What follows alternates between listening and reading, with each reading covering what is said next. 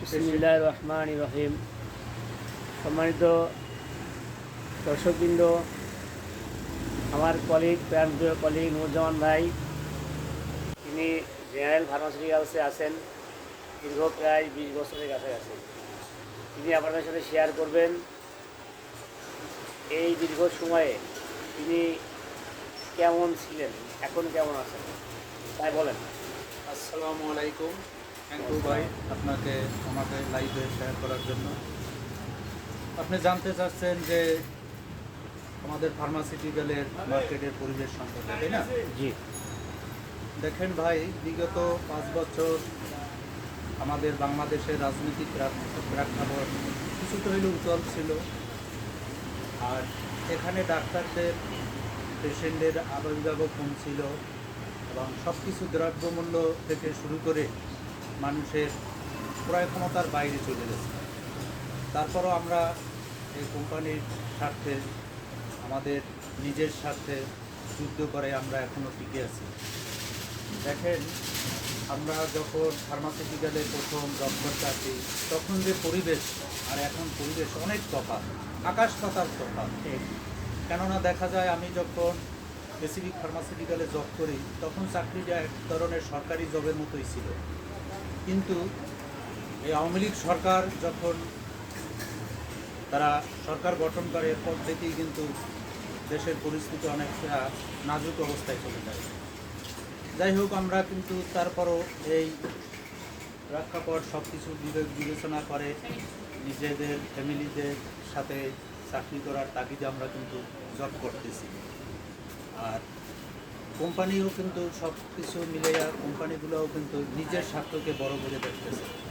আমাদের যে এমপ্লয়িগুলো আছে তাদের স্বার্থ কখনোই দেখে না। তাদের একটাই কথা, আমার অ্যাচিভমেন্ট চাই।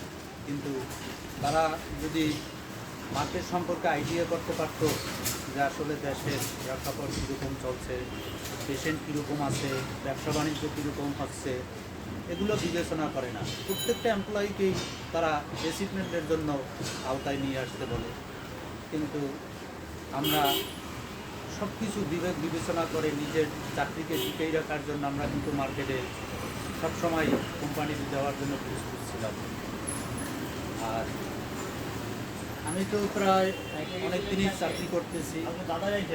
আর দেখা যায় যে সব কিছুই একটা নিজের পরিবারতন্ত্র হয়ে গেছে। আত্মীয় স্বজন, তাদেরকে যারা যোগ্য না তাদেরকেও কিন্তু কোম্পানি তাদের প্রমোশন দিয়ে থাকে। কিন্তু যে জেনুইন মার্কেটে যার পটেনশিয়ালিটি আছে, ডাক্তারদের সাথে সম্পর্ক আছে এবং দোকানদারের সাথে সম্পর্ক আছে, তাদেরকে কিন্তু কোম্পানি ওভাবে মূল্যায়ন করে না। যেমন আমি কিন্তু ভিকটিম এখানে, ঠিক আছে?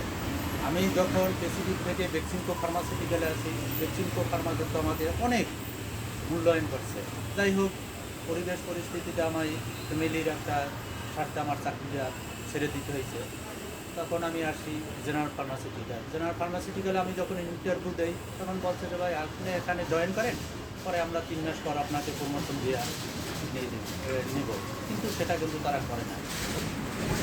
তারপরেও আমি চাকরি করতেছি, ঠিক আছে, যে আজ না কাল, কাল না পরশু, এরকম করতে করতে আমাকে কিন্তু প্রমোশন এখনও দেওয়া হচ্ছে না।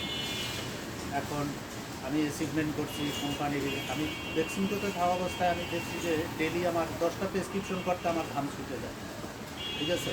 আর মার্কেট ছিল বনশ্রী থেকে মুগদা। এখানে আমি 10টা প্রেসক্রিপশন জেনুইন বের করতে আমার কিন্তু অনেক পরিশ্রম করতে হয়েছে। আর জেনারেল ফার্মাসিউটিক্যালে আসার পরে আমি একদিনই প্রেসক্রিপশন দেখছি 140টা, যেটা সারা বাংলাদেশে আমি কিন্তু এই অ্যাচিভমেন্ট করছি। তারপরও কোম্পানি আমাকে কিন্তু মূল্যায়ন করে না। তাই আমি আশা করব প্রত্যেক এমপ্লয়িকে সবাই যেন,